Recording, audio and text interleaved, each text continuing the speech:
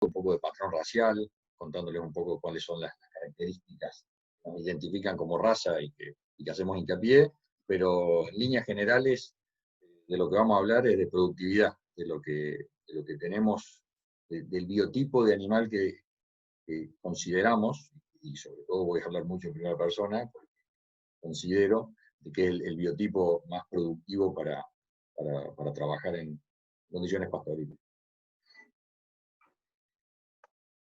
Bueno, desde el patrón racional que les comenté, eh,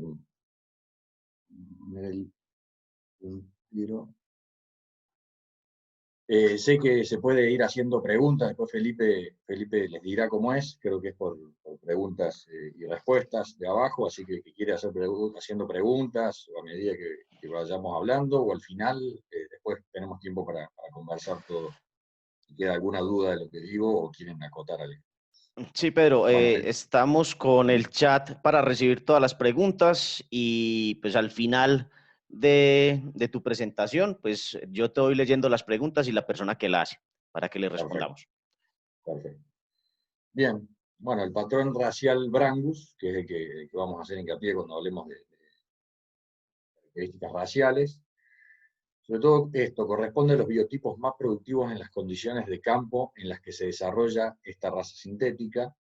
Y este punto del medio, quiero que hagamos bien foco, el criterio orientado a la producción basado en manifestación fenotípica de visible adaptación al ambiente será la que debe primar. Eso yo creo que es muy importante, hago mucho hincapié cuando trabajo, y realmente es así, de pararnos enfrente de un animal y ver que el animal está en comunión con el ambiente. Y esos son los biotipos que mejor se van a desempeñar en ese establecimiento. Bueno, y debe ser aplicado tanto por el inspector en estas razas sintéticas, en la gran mayoría de los países de Albrangus, tenemos el proceso de la inspección que le hace un técnico, que es muy valioso, y también en el trabajo selectivo de cada criador, que es tanto o más valioso que el trabajo que nos haga el inspector de alineamientos de la asociación de cada país. Este es el orden de mérito o el orden de importancia sobre las características que vamos a hablar, donde en un primer lugar está la fertilidad, que es la que realmente le va a dar rentabilidad al crecimiento, la cantidad de terneros que podamos producir por año, por unidad de vacas que tenemos, la funcionalidad de los reproductores, la conformación, en tercer lugar, ya teniendo fertilidad y funcionalidad, temperamento, ya lo vamos a hablar, bueno, y el color, que sería, bueno, el patrón racial en sí, sería las características raciales. Bueno, empezando por fertilidad, una hembra. Cuando nos paramos enfrente de una hembra, ¿qué tenemos que buscar o qué tendríamos que ver en todas las hembras? Un aspecto femenino en general, con una cabeza y cuello refinados, de vista lateral, una hembra más liviana en su parte delantera, ¿sí? Y más ancha y más profunda en su parte trasera. Todas estas características no son características estéticas caprichosas, de que nos gusta ver hembras femeninas, sino que es lo que nosotros vemos en el exterior del animal, es el balance hormonal y endocrino que ese animal está sufriendo o está teniendo. Entonces, una hembra bien femenina es una hembra donde su balance hormonal es correcto. Al contrario, si vemos una hembra que de aspecto general no tiene ese balance, es porque su sistema hormonal no está funcionando bien. Pelo corto y lustroso, asociamos el peleche temprano a animales más fértiles y mejor adaptados, y sanos sobre todo. Dice que es un animal que no está teniendo problemas en el establecimiento donde esté. En las hembras le damos muchísima importancia a esto, a las hembras grandes, por supuesto, una ubre bien insertadas, balanceadas, sobre todo con un tamaño de pezones adecuados. En los países donde se hace el Brangus, a partir del Brahman, solemos tener más problemas de conformación de pezones que en los países donde se ha usado más el Nelore. ¿no? En los dos hay que trabajar, y trabajar bien, pues son animales que si paren, todos sabemos, bueno, voy a tratar de hacer rápido con esta explicación, pero todos sabemos la importancia de calostrar, de que un ternero calostre bien en las primeras horas de vida, y eso se logra con un pezón del tamaño de un dedo, que sea fácil de agarrar por un ternero recién nacido, y poder tomar ese calostro tan necesario para su sistema inmune. ¿Qué descalificamos? Bueno, lo contrario a lo anterior, tendencia a aspecto masculino en su formación, pelos largos o enrulados, animales que se atrasen en su peleche y los problemas de ubre. Eso es. Bueno, una foto de una hembra bien balanceada. La fertilidad en los machos, ¿qué buscamos? Buscamos un aspecto masculino en general, que suene obvio, pero bueno, es muy importante buscarlo y verlo por lo mismo que dijimos sobre las hembras. Desarrollo muscular adecuado, sobre todo para la edad. Sepamos de que no podemos pedir que un ternero tenga la muscularidad que va a tener un toro adulto. De vista lateral, el balance debe ser opuesto, donde el toro sí, y sobre todo a medida que va, un ternero puede ser un poco más de líneas paralelas, pero a medida que el toro va creciendo, se va cargando más adelante y se va haciendo más pesado adelante que atrás. Pelo corto, lustroso, lo mismo que la hembra. Testículos a simple vista deben mostrar normalidad anatómica y buen tamaño, ¿sí? Las medidas mínimas de circunferencia, esto cada asociación y cada país tienen algunas medidas diferentes, pero para animales de cercano a los 2 años, 18, 20 meses, acá figuran los 2 dientes, mínimo que serían 33 centímetros, de ahí para arriba, de 4 dientes, que son ya con 24 meses, 24 y 30 meses cumplidos, 34 centímetros en su mesa crotal, y animales ya de 6 dientes, o animales de 3 años en adelante, un mínima de 35. Máxima no hay, pero todos sabemos y tenemos que tener en cuenta, sobre todo en el trópico,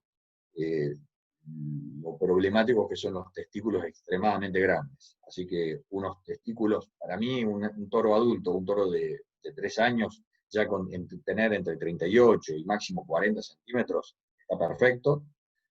Si tiene más circunferencia escrotal, yo no lo descalificaría per se por la circunferencia escrotal, pero sí si son animales que tienen un mal manejo de ese escroto, escrotos muy largos, que son esos que no termorregulan bien y suelen golpearse, además, así que por eso no irse a extremos de nada, ni siquiera de testículos. ¿Qué descalificaríamos en un macho? Bueno, la característica es que no sea masculino, esos animales que parecen más un novillo que un toro, pelos largos o crespos en animales, bueno, lo mismo que dijimos con las hembras, y lo de los testículos ya lo hablamos. Bueno, una figura de un macho, una foto de un macho, el golpe de vista. Lo importante es esto, que el primer golpe de vista nosotros ya sepamos que esa es una hembra y ese es un macho. Si nosotros tenemos que, si dudamos cuando lo vemos o tenemos que pensar un poquito, ya ese golpe de vista nos está diciendo de que la masculinidad o la feminidad no está muy clara. Pasando ya a la fertilidad, que es la característica número 1 que tenemos que trabajar todos, vamos a la funcionalidad, ¿sí? Para que un animal se pueda desempeñar y pueda ser fértil y tener crías y comer pasto y caminar grandes distancias, necesitamos que la funcionalidad sea adecuada. El tamaño, arranco con el tamaño, que es algo que considero muy importante dentro de las características funcionales, donde un animal se tiene que ajustar al ambiente donde trabaja, ¿sí? Mientras más grande es el animal, y cuando hablo de grande, no hablo solo de altura, hablo de peso metabólico, o sea, del tamaño del animal, sepamos que los animales, todos los animales comen por lo que pesan, ¿sí? Comen por su tamaño metabólico.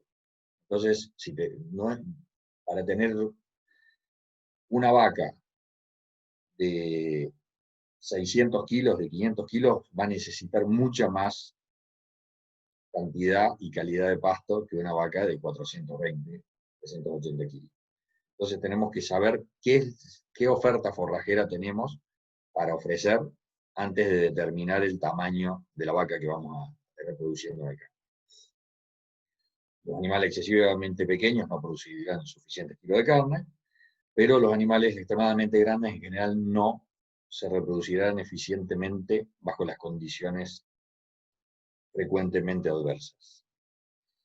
En ambos sexos, el desarrollo individual lo trabajamos con esto, buscando animales de tamaño, de pesos moderados, ganancia rápida de peso, para tener ya desmamantes pesados, y que después, pasando los 18, 24 meses de edad, ese animal deje de crecer y mantenga un peso adulto moderado. ¿Sí? Eso es lo ideal. Esto, la verdad que se puede trabajar con observación, pero siempre nos ayuda mucho trabajar con DEPS. ¿Sí? Las diferencias de pérdida de progenie son datos objetivos que nos van a dar el soporte para poder tomar decisiones correctas, acertadas, y que no tengan impacto negativo en nuestra producción. Entonces, para la región, para Latinoamérica, que todo el auditorio que hay de esa región, por suerte tenemos una evaluación que la verdad que nos enorgullece y es muy seria y se puede trabajar muy bien con ella, donde podemos nosotros enviar información de nuestro rodeo, de nuestros datos, y evaluar cómo estamos posicionados y poder seleccionar a partir de ella, que es el ERBRA, la evaluación de reproductores Brangus. Bueno, estos son los países que hoy envían información a esa evaluación. Está a cargo del equipo de la Cátedra de Mejoramiento Bovino de la Facultad de Agronomía de la UBA, a cargo de Gatete y su gran equipo. Voy a ser breve porque yo la verdad que los uso mucho en mis criterios de selección a los DEPs, así que lo incorporé en esta charla, pero no es el principal tema a charlar, así que voy a tratar de ir un poco rápido, pero no quería dejarlo pasar. Yo creo que una buena forma de usar los DEPs es tomando esto. Es la tabla, se llama tabla de percentiles, donde nos ubica toda la población. O sea, acá en peso al nacer, estos son todos los DEPs posibles para los animales, ¿sí? En el abanico, en una curva. En la biología, los animales, la dispersión de sus características se comportan con se llama curva normal o campana de Gauss, donde tenemos muchísimos animales, cerca del 50%, o sea, dentro de la media y del promedio, se maneja la gran mayoría de los animales, y después tenemos los animales más destacados para esa característica o menos destacados para esa característica, donde las puntas suelen ser muy pocos individuos.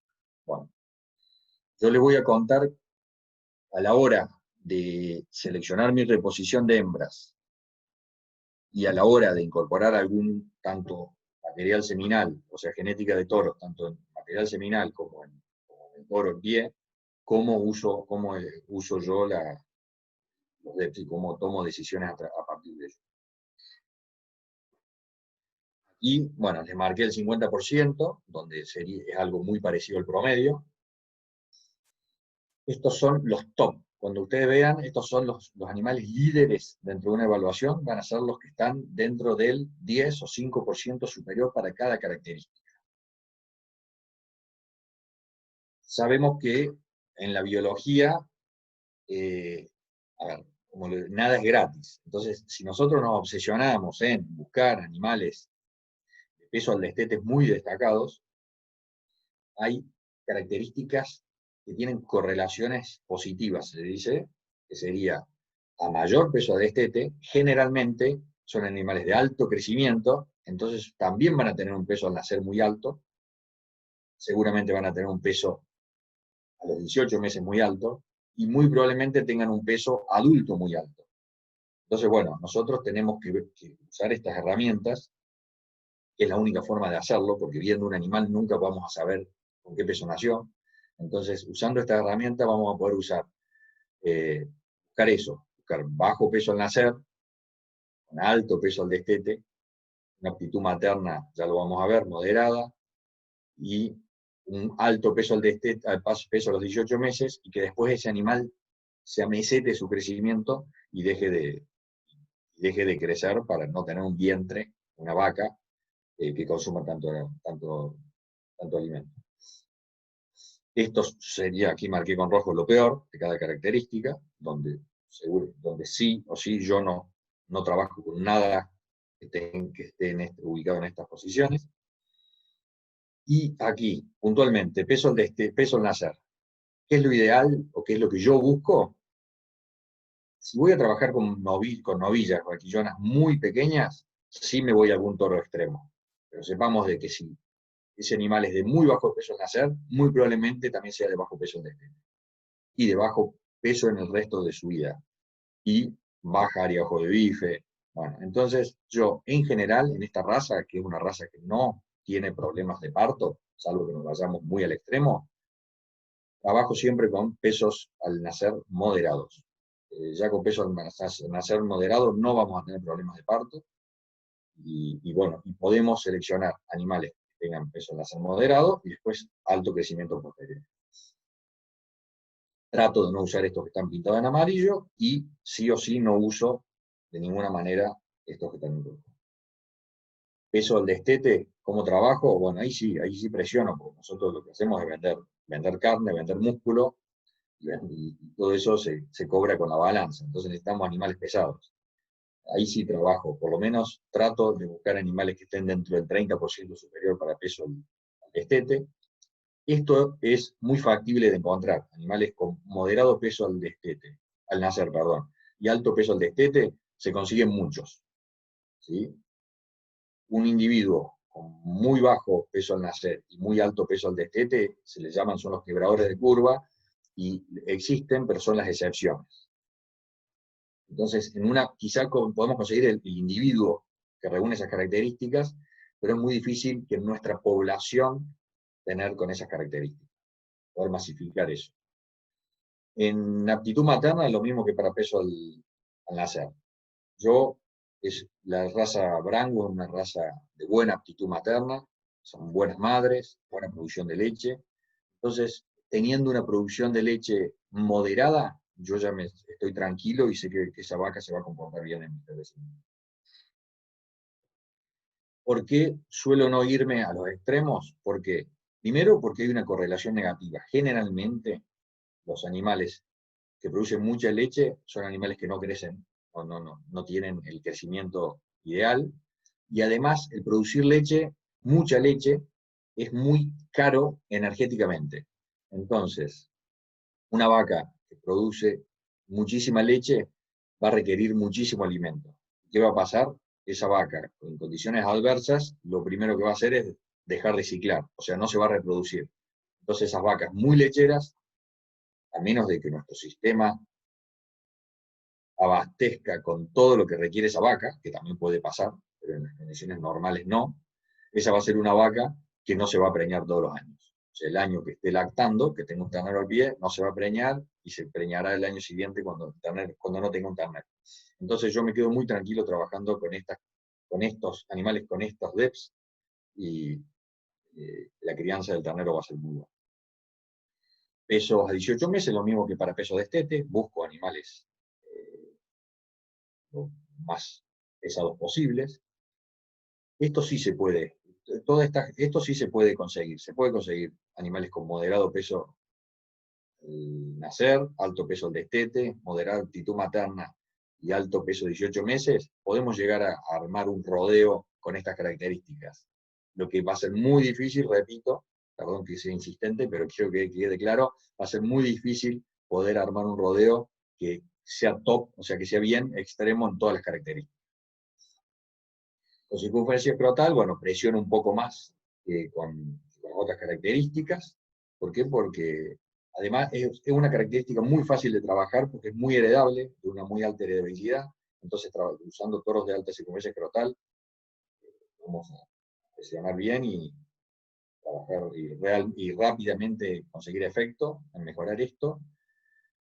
Tiene una buena correlación con la fertilidad de las hijas y la precocidad sexual, así que por eso presiono mucho.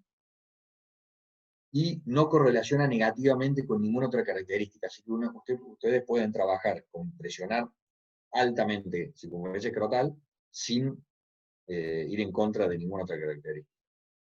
Bien, y con las características de conformación corporal, que nos va a dar el área de ojo de bife, la grasa de cadera, grasa dorsal y grasa intramuscular, también con el área de ojo de bife presiono trabajando con los animales que estén en el 30% superior. Repito, nosotros lo que vendemos es músculo, entonces necesitamos animales de buena muscularidad. Con las grasas, aquí hay una correlación negativa entre área de ojo de bife y las dos grasas, ¿sí? Cadera y dorsal. Entonces, yo no busco animales muy engrasados. ¿Por qué? Porque generalmente son animales de un poco menos muscularidad. Con una grasa de moderada a alta ya me sirve para mi objetivo, que es animales que se puedan engrasar fácil antes de que empiece la época más complicada. ¿Sí? Ustedes tienen una época de lluvia, una época seca, entonces nosotros necesitamos que los animales, cuando hay buena oferta forrajera, puedan engrasarse para poder entrar al invierno, a la época más seca, con buena reserva corporal. La calidad de la carne también la va a determinar mucho la grasa. Sabemos que tenemos que tener un pelito de grasa en la cobertura para que esa carne en las heladeras y en los frigoríficos se conserve bien. Así que yo con las dos grasas, estas de cobertura, busco estos animales de mayor grasa, pero siempre yo lo que suelo hacer es filtrar por área de ojo de bife. Una vez que tengo los animales que están en este lugar, dentro del 30% superior, ahí empiezo a ver las grasas. Y ahí me quedo con estos animales castigando los que quieren poco. La grasa intramuscular o el marmoreo, marbling, también, lo mismo que las otras. Hay países donde el principal determinante del valor de la media res es el marbling, hay otros países que no, entonces bueno, no nos obsesionemos por tener animales extremado marmoreo, pero sí tratemos de castigar lo que menos tiene. ¿Por qué? Porque la calidad de la carne va a ser peor, y si hoy el mercado quizá no lo paga, en algún momento lo va a empezar a pagar. Así que tenemos que estar listos como raza para empezar a satisfacer esa necesidad de mercado el día que... Después me contarán ustedes en Colombia si se paga o no se paga por marbling. En Argentina no, en Argentina vale todo lo mismo. Bien, dejamos los DEPs, espero que haya quedado claro y la importancia que le damos, y pasamos, seguimos en la funcionalidad de los animales, ahora con los aplomos. Obviamente que buscamos animales de aplomos correctos, miembros de articulaciones sanas. Creo que es algo, no quiero perder mucho tiempo en esto, pero creo que es algo que todos más o menos saben, lo que son los aplomos correctos y los no correctos. Tener aplomos ideales muchas veces no se logra, pero sí se logran los aplomos funcionales, ¿sí? Entonces tenemos que saber hasta qué punto toleramos y desde qué punto en adelante hay que descartar ese animal, ¿sí? Así que una leve tendencia a sentarse de garrones o tener garrones muy parados, son animales que van a vivir toda su vida y se van a reproducir toda su vida sin problema, y ya cuando ese límite pasa, son animales que van a tener comprometida su vida útil, y esos son los que tenemos que descartar. Bien, lo que vimos recién. Pezuñas, aquí también hay que hacer mucho hincapié, ya sabemos lo heredables que son las conformaciones de pezuña. Aquí podemos tener problemas de pezuña adquiridas. ¿Por qué? Por mala alimentación, algún exceso de energía, problema de manejo, y podemos tener pezuñas defectuosas, genéticamente defectuosas, ¿sí? Que ya nacen con mala angulación o mala forma. ¿Qué necesitamos? Bueno, que sean pezuñas inventadas porque son más fuertes, y naturalmente mantenidas en su forma y tamaño, donde nosotros necesitamos que los animales tengan talón. El grave problema de las malas conformaciones de pezuñas son esas pezuñas que no tienen talón, que están gastadas su talón. Entonces son animales que siempre van a pisar más con el talón que con la pinza, vamos a tener un sobrecrecimiento de pinza de la pezuña, y ese talón va a vivir chino, va a vivir chato. Así que necesitamos animales que tengan una pezuña ideal, sana, tiene la mitad de talón que de pinza, ¿sí? Bueno, ¿qué objetamos? Acá es lo que hablamos recién, y qué descalificamos. Esas pezuñas marcadas, se les llaman pezuñas que tienen algún ceño muy marcado, que demuestra que tuvo algún problema alimenticio, generalmente es acidosis, problemas de mucho almidón.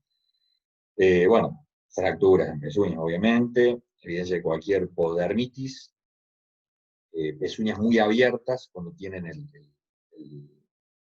ligamento interdigital muy vencido, o algún callo interdigital. Dentro de la funcionalidad, en estas razas que tienen componente cebuino, muy importante el prepucio. El prepucio sabemos que es la principal causa de pérdida de reproductores de toros en cualquier rodeo, me animo a decir, del mundo. Así que salvo muy, muy honradas excepciones, donde el pasto es muy, o sea, hay gramíneas que no son de alto porte y son siempre bajas, generalmente el resto se lastima. Entonces, ¿qué necesitamos? Un prepucio de tamaño corto a mediano, y sobre todo con muy buen manejo. Nosotros hablamos del manejo del prepucio.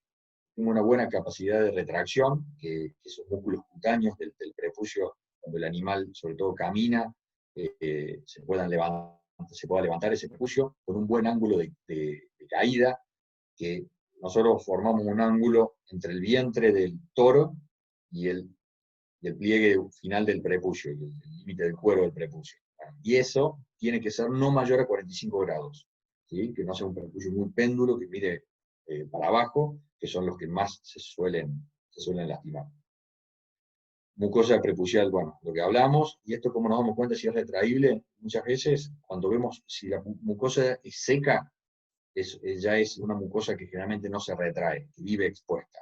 Bueno, esos son los animales que más propensos son a lastimarse.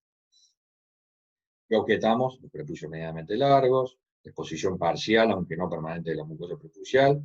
Bueno, y los pliegues delanteros. Hay animales que tienen como un delantal adelante del prepucio, que si no es muy pronunciado no trae mayores problemas, pero si es muy pronunciado, sí. Así que esos también los descartamos. Bueno, y aquí lo que descalificamos, que ya lo hablamos, ¿no? Excesivamente largos, ángulos de caídas, y que no se retraiga. Aquí vemos imágenes de prepucios, donde aquí tenemos dos buenos prepucios. Este es un poco atípico para la raza, es más un prepucio Angus que Brangus. Este es un prepucio correcto, Brangus, con un buen ángulo de caída, no muy pronunciado.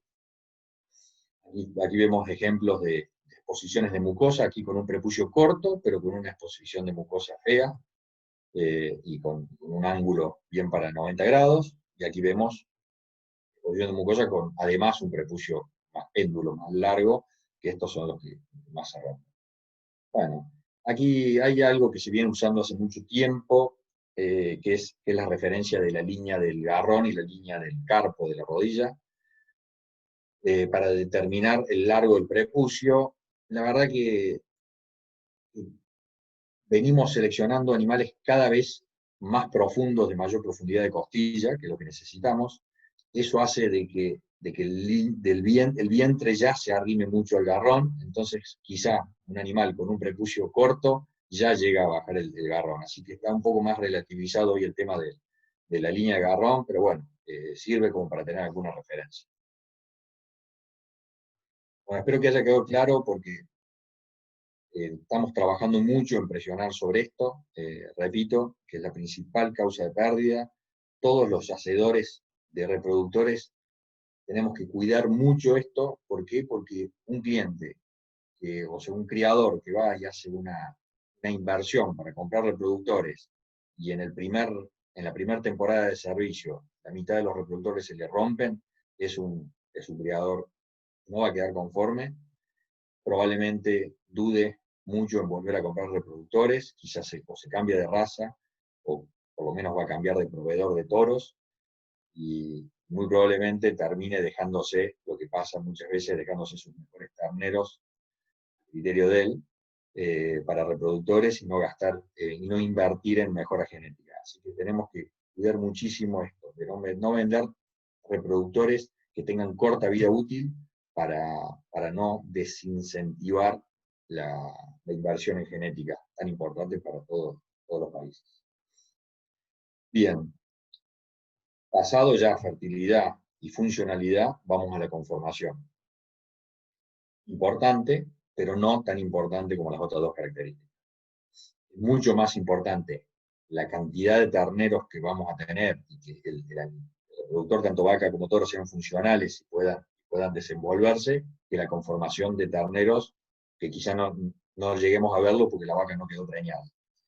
Entonces, una vez ya listas la fertilidad y la funcionalidad, vamos a la conformación.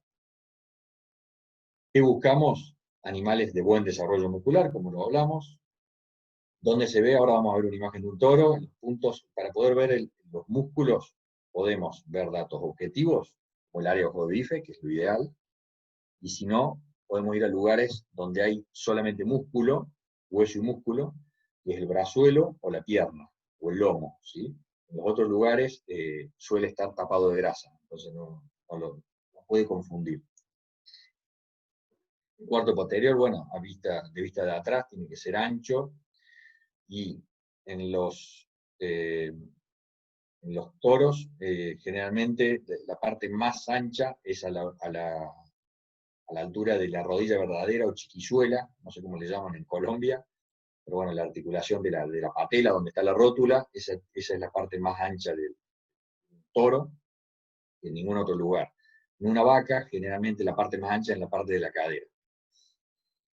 ¿Por qué? Porque la muscularidad, cuando hablamos de muscularidad y de aspectos, la muscularidad de un toro tiene que ser bien prominente, donde tiene ese aspecto más globoso el músculo, y en una hembra los músculos suelen ser más planos, más suaves, entonces la hembra es más ancha la cadera y después baja un poco más recto, no como el toro, ¿sí? Donde tenemos la bola de lomo, que se llama en Argentina, no sé cómo se llama el corte en Colombia, pero bueno, en esa zona es donde más ancho tiene que ser.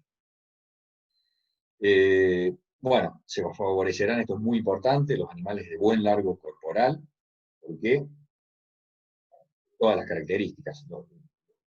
Hay varios músculos, sobre todo de muy buen precio, como es el longissimus dorsis, que es el del bife de chorizo, el ojo de bife, y el lomo, el solomillo, que son músculos longitudinales. Entonces los animales más largos van a tener estos músculos más pesados, y de costillar profundo. Aquí volvemos, este costillar profundo es un poco conformación, pero hace mucho en funcionalidad. Nosotros necesitamos animales de costillar profundo. ¿Por qué? Porque necesitamos que coman mucha cantidad de pasto, de forraje, muchas veces no de muy buena calidad, entonces necesitamos que esa simbiosis que hay entre los bovinos y las bacterias del rumen trabajen bien. Entonces necesitamos que haya una buena, que sea un barril ese rumen del animal, para que a partir de ese pasto, muchas veces de mala calidad, poder hacer proteína de alto valor biológico como el músculo del animal. Entonces necesitamos animales de costillar profundo. Hay una correlación alta también entre el costillar profundo y la verija del animal bajada con animales más blandos de engrase, de engordarse, de cebarse. Entonces son animales que se engrasan más fácil. Bueno, y se discriminará, o sea, se tratará de no tener animales hipermétricos. Hipermétricos son animales extremadamente altos, de costillar poco profundo, eso es lo que hablamos, que son animales que rinden muy bien. Esos animales, el famoso, el que se llamaba New Type, eran animales de alto porte, con poca profundidad de costilla. Para el fieldo andaba muy bien, porque comían poca, necesitaban poder no necesitaban comer gran cantidad de alimentos. ¿Por qué? Porque todo el tiempo tenían alimentos disponibles, y además de alto contenido energético. Entonces esos animales en fieldo se comportan muy bien, y sobre todo en el frigorífico se comportan muy bien porque tienen poco desperdicio. Pero bueno, nosotros que tenemos que producir a pasto, tenemos que tratar de no tener ese tipo de animales, porque van a ser animales que a la hora de tener la vaca, la hermana de esos animales, van a ser vacas que no se van a comportar bien. Lo que obviamente está asociado, bueno, a desbalancias hormonales, como lo hablamos en la fertilidad. Bien, acá, con la imagen de un toro, podemos hablar de las características que buscamos. Acá empezamos a hablar ya un poco de la racialidad y del quinto punto, que era las características raciales. El pool bien marcado, o sea que es un animal mocho. Hocico grande, bueno, amplio y grande y simétrico. El dorso lomo ancho y fuerte. Ah, cierto, les comenté. Estas son las regiones donde hay que observar el músculo. Es la pierna del animal. Aquí no se deposita nunca grasa. Este es el brazuelo y este es el lomo. Si lo vemos de arriba, el animal, necesitamos ver un lomo ancho, que eso es inequívoco. Ahí, si vemos un lomo ancho, es músculo, no es grasa. Y aquí también. Grupa ancha y larga. Nosotros necesitamos que esto sea largo y que sea ancho, que en este momento estamos viéndolo de perfil, y profundo. Aquí están los cortes de mayor valor del animal, ¿sí? Por esta zona. Entonces nosotros necesitamos que esto sea realmente amplio. Tórax profundo, costillas largas, lo que hablábamos. Este es el caso cuando yo les he hablado de un toro profundo que se asocia a fácil engrasamiento. Quizá este no sea justo el ideal. ¿Por qué? Porque es un animal que, ven acá como le falta un poco de verija. Esta es la región de la verija. El animal debería ser un poco más recto y terminar aquí. Esos son los animales que se correlacionan con facilidad de engrase. Buen desarrollo con expansión, lo que hablábamos, agarrón evidenciando, ¿no? Desarrollo muscular, brazuelo, lo que hablamos también, y articulaciones sanas, por supuesto. Prepucio y testículos. A simple vista se los tiene que ver a los testículos, sin pelos, evidenciando que están trabajando bien. Cuarto, temperamento. Temperamento, quizá hace mucho tiempo se viene trabajando por facilidad de manejo, de que sean animales que no se golpean, no golpean a los operarios, a la gente en el campo, pero ya ahora está muy demostrado de la correlación entre temperamento. Animales más dóciles son animales que se comportan mejor en el crecimiento, ¿sí? Los animales más indóciles son animales que ganan menos peso, y ya sabemos que son hembras también que entran más tarde a su pubertad y que demoran en preñarse. Así que el temperamento está correlacionado con la ganancia de peso y con la fertilidad. Necesitamos esto, que sean animales dóciles, pero alertas. Necesitamos que los toros sean todos alertas, que nos demuestren que están pendientes, siempre buscando hembras en celo, y que la hembra también es una hembra alerta y que está viendo de que no haya ningún animal queriendo comerse ningún predador queriendo comerse su ternero cuando nace. Que objetamos los animales nerviosos, los que cuando trabajamos en el corral son animales que ya se ponen nerviosos, empiezan a correr, o cuando entramos nosotros a un corral de ceba están tranquilos. Esos son animales, esos son los que cuento que se comportan peor, y obviamente descalificamos a los animales agresivos, que traen problemas tanto que se golpean ellos como que pueden golpear a una persona. Y aquí, me quedó el número, bueno, aquí debería decir 5. Aquí sí ya vamos a las características raciales, que es parte de lo que me pidieron que hablemos. Cada raza trabaja de forma igual en todo lo que vimos para atrás, y en este punto, que yo lo dejo para el último porque realmente es el punto, no quiero decir que le doy menos importancia, pero en realidad sí, no tengo otra forma de decirlo. La verdad que me parece que es muchísimo más importante todo lo otro que esto.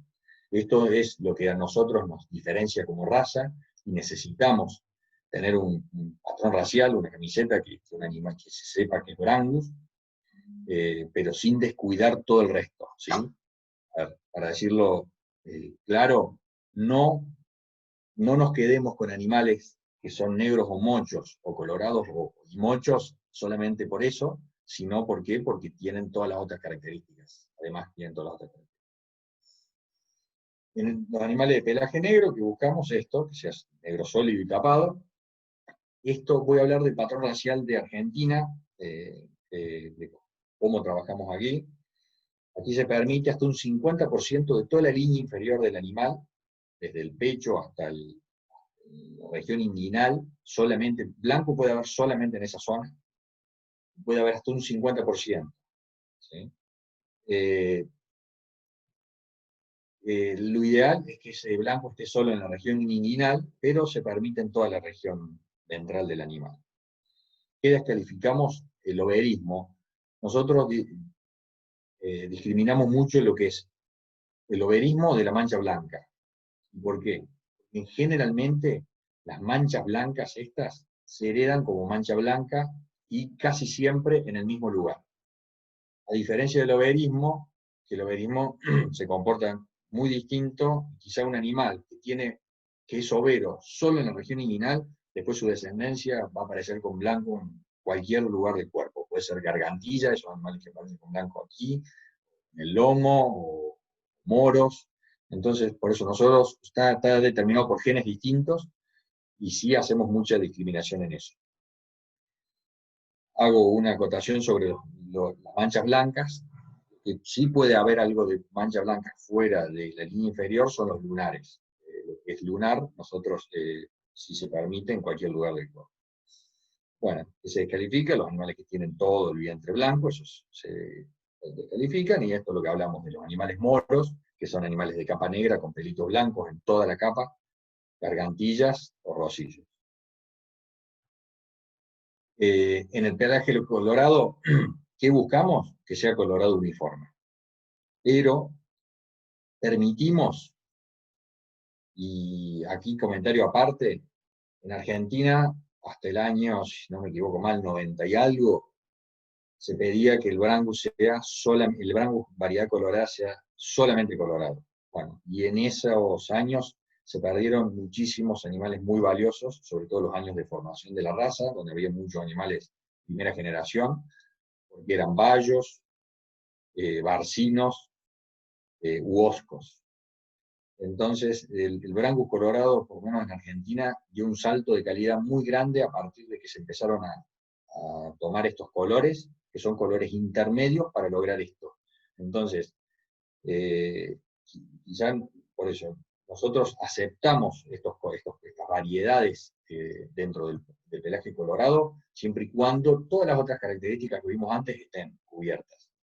Nosotros son colores objetables, que si el animal es bueno en todas las otras características se aprueba, y si no es bueno, si además el animal tiene problema de prepucio, tiene características que están al límite de lo probable en las otras cosas, y además es bayo o barcino, se lo rechaza. Pero si el animal es bueno, se lo permite. Sobre las manchas blancas y obelismo es exactamente el mismo criterio que con el negro. Bueno, para ir terminando, esta es una placa que me gusta, porque creo que nos refleja bien. Muchas veces se dice que lo importante de un rodeo son las vacas, los vientres, y por supuesto que es así, pero veamos cómo podemos modificar eso. Si tenemos, obviamente, vientres que no se están comportando bien en el establecimiento. Nosotros, el impacto del toro o del semen, obviamente aporta el 50% de los genes. Entonces, la camada de terneros que tenemos, el 50% es por genes de su madre y 50% por genes de su padre. Ya en una segunda generación, el 75% de los genes que va a haber van a ser por las líneas paternas, ¿sí? Por las decisiones que tomamos en las últimas 2 generaciones. Eso es muy importante a la hora de incorporar un reproductor, tener todo esto que hablamos en cuenta. Y no comprar un toro, ¿por qué? Porque está barato, o porque me gustó, o porque me dijo el vecino, no sé, o dejarme, eso que decíamos, dejarme el mejor ternero.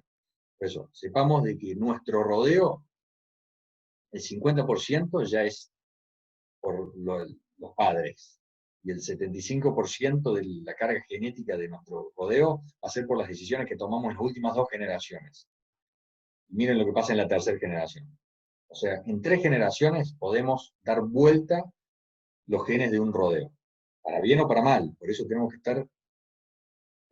ser muy conscientes y muy criteriosos a la hora de incorporar genética, porque el impacto es tremendo, ¿sí? Por más buenas o por que sean nuestras vacas, si nos equivocamos, miren, en 3 generaciones ya prácticamente el 90% va a ser, vamos a arruinar, podemos llegar a arruinar un rodeo de vacas por tomar malas decisiones durante 3 generaciones. O podemos mejorar, que es lo que todos queremos hacer, cualquier rodeo tomando buenas decisiones. Y esta ya sí es la última, y es una placa que me gusta y la uso siempre para terminar. Dentro de una raza no existe el toro ideal, sino que la riqueza de la misma está en la variabilidad genética, la cual permite ofrecer reproductores adecuados para los diversos sistemas productivos, ¿sí?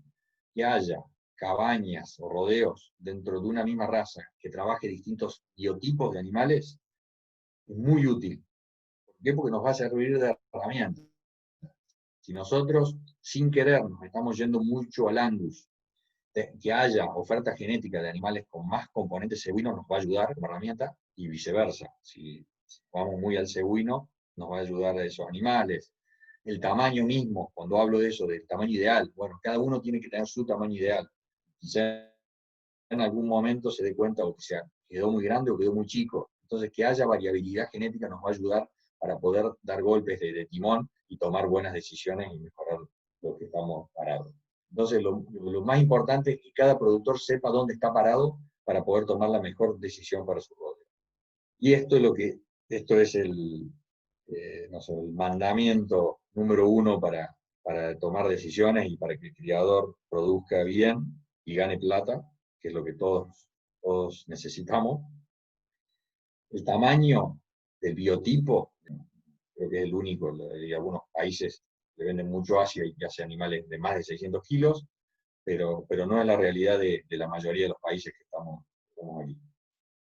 Bueno, esto era lo que tenía para contarles. Espero haber sido claro y quedamos abiertos a charlas, preguntas, consultas, acotaciones. No sé si Felipe o quién va a coordinar, Ricardo, la pregunta.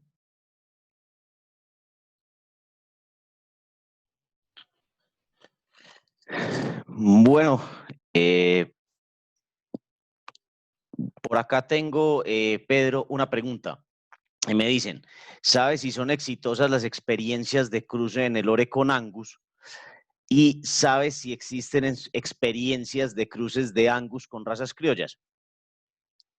Bien, sí, en Brasil la base del Brangus es todo hecho a partir del Nelore, y aquí en Argentina en sus orígenes les diría que el 50% se hizo con Nelore y el 50% con Brahman. Hoy las diferencias, a ver, las dos razas tienen sus cosas buenas y sus puntos débiles, tanto el Brahman como el Nelore, por supuesto, y la descendencia va a transmitir eso. En general, la conformación de los animales Nelore es peor que la conformación de los animales Brahman. Entonces, al ojo, después a la hora de seleccionar el Brangus, a todos nos gustan más los animales Brangus hechos a partir del Brahman que hechos a partir del Nelore. En el Brahman hoy es muy amplio y ustedes conocen muchísimo mejor el Brahman que lo que conozco yo, porque es la raza principal en Colombia, no hace falta que se diga. En muchos países del mundo, la fertilidad del Nelore es bien superior a la fertilidad del Brahman. No sé, en Colombia sé que han trabajado mucho y hay rodeos muy fértiles, pero en líneas generales se da eso. Entonces, el Brangus hecho a partir del Nelore en las primeras generaciones se comportaba mejor, más fértil que el Brangus, pero no olvidemos que nosotros le estamos metiendo Angus. Entonces nosotros, si el Brahman que si el Brahman puede llegar, si podemos llegar a tener alguna diferencia de fertilidad entre el Brahman y el Nelore, metiéndole Angus se nivelan muchísimo, ¿sí? Entonces, se puede trabajar con las dos razas, los productos son muy buenos, por supuesto dependerá si trabajamos con un buen Nelore o con un mal Nelore, pero con los dos se puede trabajar bien. Y la otra era, cruzando con criollo, ¿qué cosa? Perdón, me acuerdo de... Eh, Angus con razas criollas. Eh, sí, calculo que sí. No van a tener, muchas veces, no, depende del criollo que tengan en cada país. El criollo en general es Bos taurus también, entonces no tenemos el vigor híbrido que vamos a tener con una raza cebuina, pero sí, en muchos países se hace. Por supuesto que no va a ser Brangus el producto. Perfecto, por aquí también nos preguntan, Pedro, ¿cómo utilizas el peso al destete y el peso a final para no ir a vientres demasiado grandes? Bien. Hoy, a ojo, buscando animales de tamaño moderado. Eh, pero en poco tiempo, y espero que sea el año que viene, estamos trabajando en hacer un DEP que otras razas en el mundo lo tienen, y lo estamos trabajando desde el ERBRA, que es un DEP de peso del vientre adulto. Entonces se pesan las vacas a partir de los 5 años de edad, se toma un peso, entonces nosotros podemos tener un DEP, entonces podemos buscar animales de DEP de alto peso al destete, alto peso 18 meses, y moderado peso de vientre adulto. Esa va a ser la forma objetiva de poder trabajar haciendo eso. Entonces, hoy no nos queda otra que el ojo. Y entonces tener animales que sean bien pesados, pero que sean animales que nosotros los veamos ya terminados o hechos a los 18, 20, 24 meses, tienen que ser animales que ya evidentemente han dejado de crecer, cosa de que no sean animales que siguen creciendo mucho y sean muy pesados a peso adulto, a edades adultas.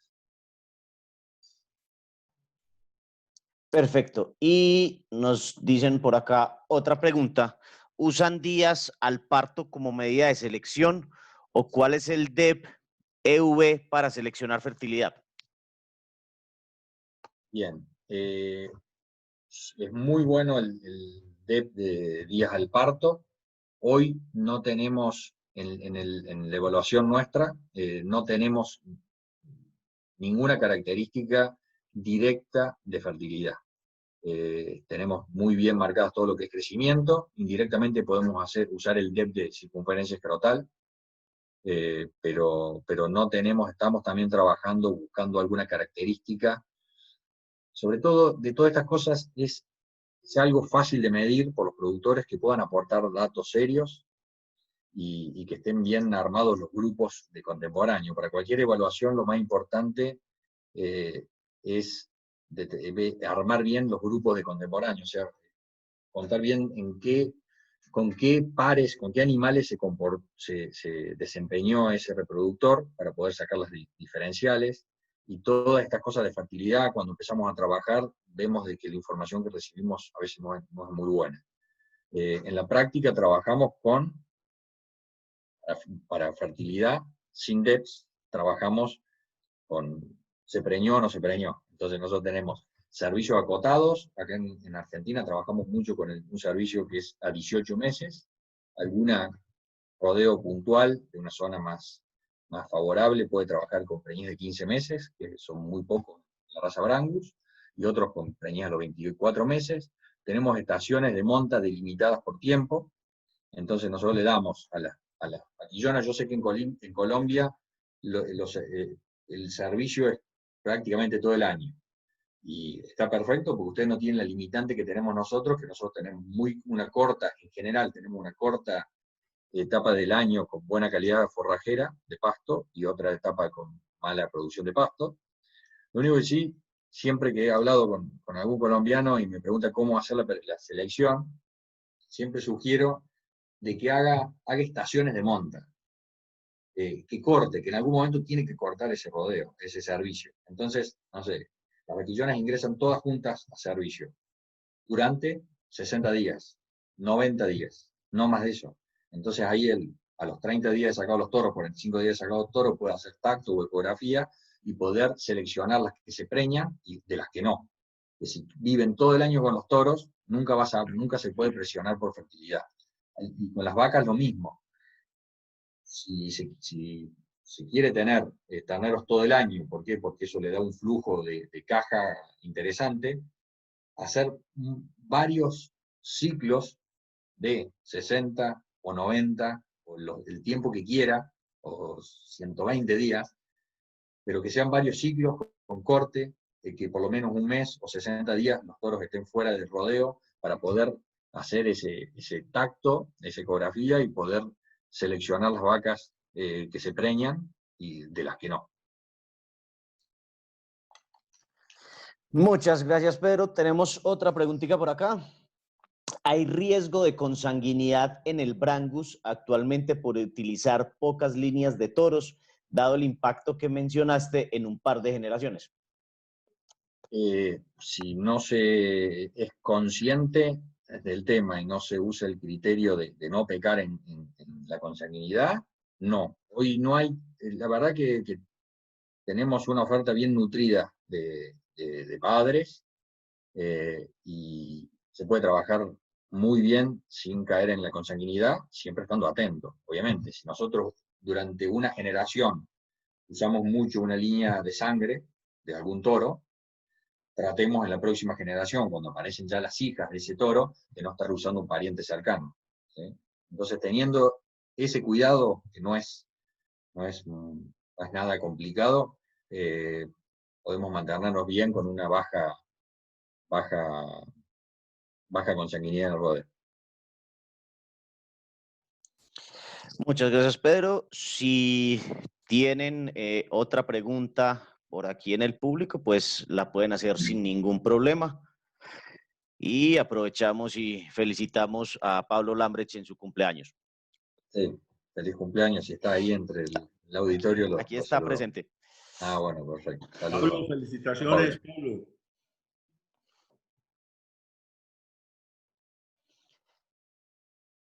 Nos preguntan otra por acá. ¿Usar toros Brangus en vacas Angus puras? Bien, sí, se usa. Se usa mucho, dependerá, por eso, dependerá el producto final que necesitamos. Si nosotros necesitamos un animal que se adapte al trópico, muy probablemente con un animal Brangus usado por Angus no lo logremos. Entonces necesitemos un poco más de cebú. Pero sí, se usa con muy buenos resultados. En Argentina eso cae dentro del registro preparatorio, primera generación. El vigor híbrido de eso no es muy alto. Nosotros aquí en Argentina mantenemos todos los quebrados juntos. O sea, para aquí el Brangus es Brangus. ¿Sí? Y va desde los animales un cuarto, o sea, una cuarta parte de CU. Nosotros siempre nos expresamos con la cantidad de CU que tiene el animal. Entonces son animales que van desde un cuarto hasta 3 cuartos libremente. Cada productor decide qué variedad trabajar. Entonces, para cruzar sobre Angus y poder tener un producto final 3/8, podemos trabajar con toros Brangus 3 cuartos, que nos va a dar un producto final 3/8, y ese animal sí va a tener un vigor híbrido interesante. Y si trabajamos con un animal 3/8 sobre Angus, vamos a tener un animal más británico, que se puede adaptar bien a la altura colombiana, pero seguramente al llano no va a andar. Perfecto, Pedro. Otra pregunta por acá. ¿Cómo definir el tamaño de la vaca cuando el mercado exige un novillo pesado de 540 kilos en finca y la oferta forrajera es limitada a 7 meses del año? Bueno, es muy difícil torcer el mercado. La verdad que sería bueno que el mercado pida animales más livianos, pero si realmente pide ese novillo de 560 kilos y paga más ese novillo de 560 kilos que un novillo de 450, 480, nosotros no le va a quedar otra que tener una vaca de ese tamaño. Y la relación vaca-novillo es 1 a 1.1. Entonces, nosotros, ese rodeo va a tener que tener vacas probablemente de 520 kilos para poder hacer novillos de 560, 570, no me acuerdo cuántos kilos dijiste, pero era por ahí. 560 kilos. 540 560 kilos, kilos. exacto. Va a 540 tener que kilos, tener perdón. vacas de 500 kilos para poder hacer novillos de ese pesaje. Más preguntas por aquí, Pedro, siguen saliendo. ¿Cómo saber que la hembra de 15 meses está preparada para el servicio? Bueno, dos cosas. Una, externamente lo podemos determinar con un mínimo, con la balanza. Nosotros sabemos que para que una hembra esté apta para reproducirse necesitamos que pese a la edad de entrada al servicio el 60% del peso adulto, ¿sí? Entonces ya con la balanza ya podemos seleccionar cuáles reúnen esa característica de tener el 60% de peso adulto de su rodeo. Y la otra, y muy importante, es a través de un veterinario que revise el desarrollo genital de esa novilla. Entonces, no solo va a revisar que haya desarrollo genital, que esa novilla esté cíclica, que se pueda preñar, sino que también tiene que ver la amplitud del canal de parto que tiene esa ternera o esa novilla, para ver si después va a poder parir un ternero, un tema de desarrollo. Y generalmente, teniendo la norma del 60% del peso adulto, eso se da. Perfecto, Pedro. Muchísimas gracias. Por acá ya no veo más preguntas. Si alguien le ha surgido alguna inquietud en estos momentos, pues la puede hacer sin ningún problema por el chat. Listo, no. Hasta el momento nadie ha mandado más. Don Ricardo.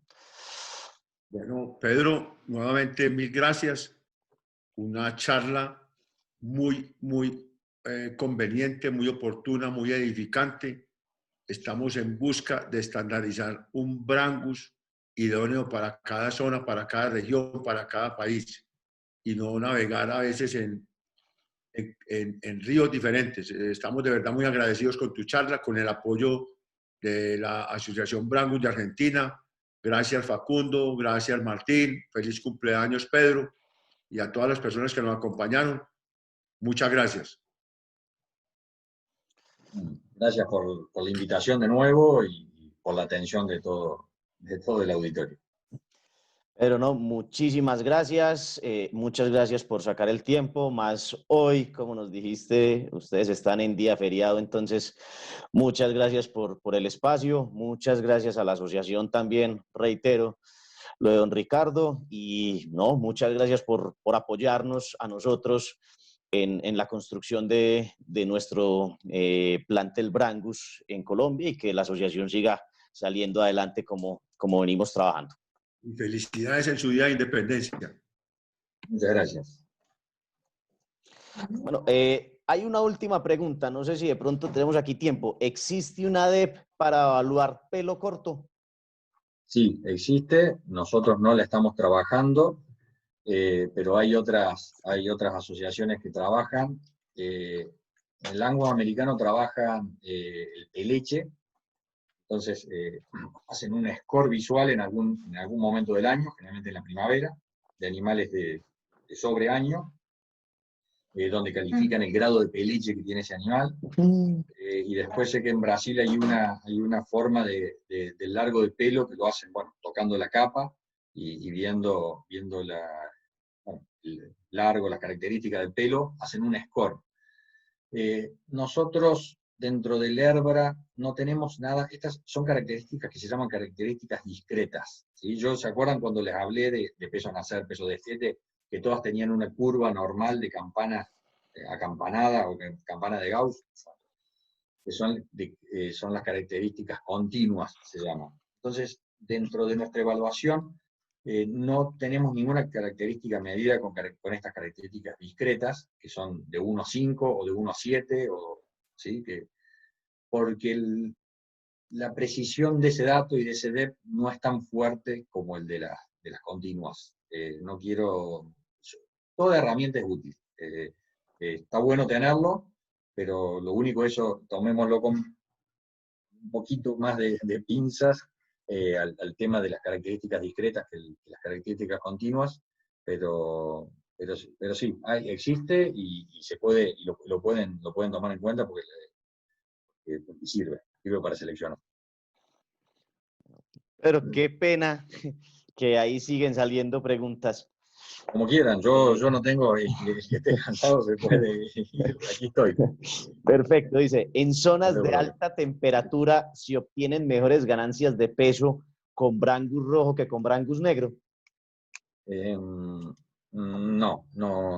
necesariamente, no hay nada demostrado para ninguno de las dos.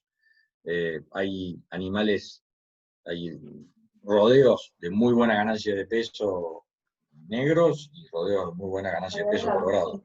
La verdad que no hay hasta ahora ninguna característica diferencial productiva entre los dos pelajes. Los dos pelajes son gustos, habrá lugares donde les gusta más los animales de rojo y en otros lugares los negros, pero no hay características productivas que cambien mucho.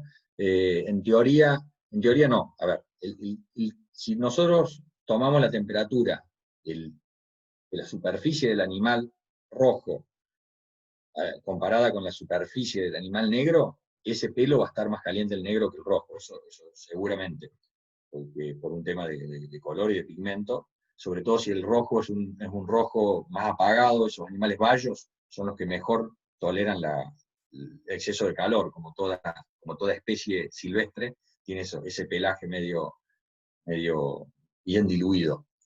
Pero no nos olvidemos que el animal termorregula de otra forma, o sea, es complejo, por suerte, la forma en la cual un animal disipa temperatura.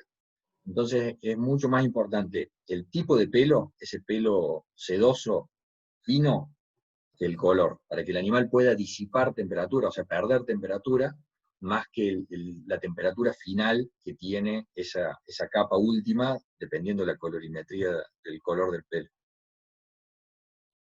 Perfecto, Pedro, muchas gracias. Yo creo que esa es una de las preguntas que más se hace acá en Colombia y la que nos hacen pues a nosotros los productores, y es que si es mejor utilizar negro o rojo, porque pues siempre está el tema de que el rojo eh, es un tema con la luz distinto que el negro, entonces siempre... Es así, eso existe, lo de la luz y lo de la temperatura. Por eso digo, si nosotros vamos a tomar la superficie, la temperatura superficial del cuero del animal, un cuero negro va a estar más caliente que el cuero rojo.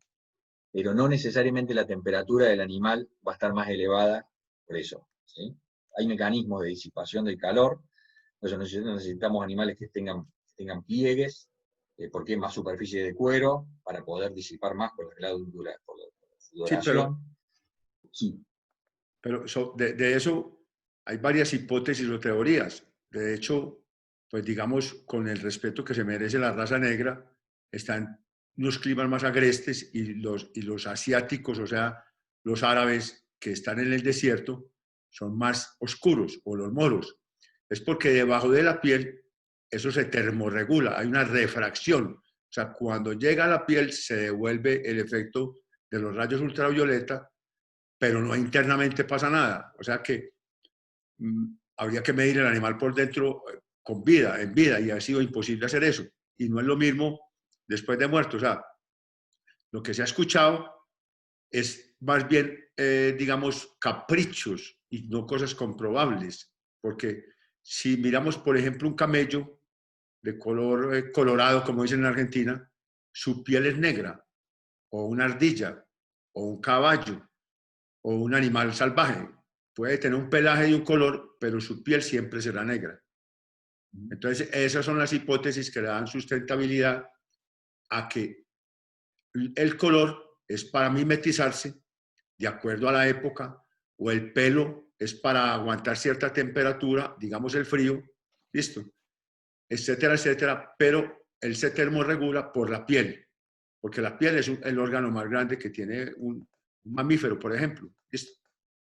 Pero repito que en eso hay varias cosas que lo aciertan, pero no está comprobable 100%.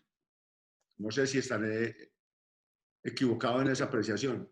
Sí, coincido, y sobre todo hablaste de la pigmentación del cuero, Y eso sí, todo el brangus tiene cuero pigmentado, y eso sí es muy importante, sobre todo para los lugares de mucha radiación solar. A diferencia de las razas que no tienen pigmentación o parte, como la raza Braford o la Hereford, que tiene partes del cuero sin pigmentación y se suele dar la fotosensibilidad. Y suelen ser animales que sufren de lastimaciones por esa fotosensibilidad, que el cuero pigmentado no sufre, no tiene ese problema.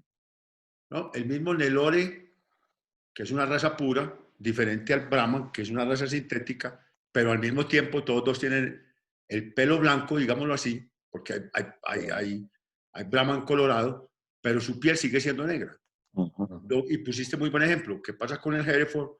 ¿Qué pasa con el Braford? ¿Qué pasa con el Charolais? Y con algunas razas que si tienen pigmentación, que se me olvida el nombre de la enfermedad en este momento, por eso tienden a tener problemas de piel o cáncer de piel o algo así.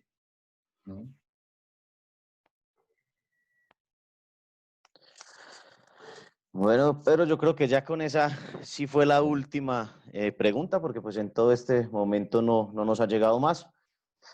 Entonces, pero muchísimas gracias de nuevo por sacar el rato para también responder todo este montón de preguntas.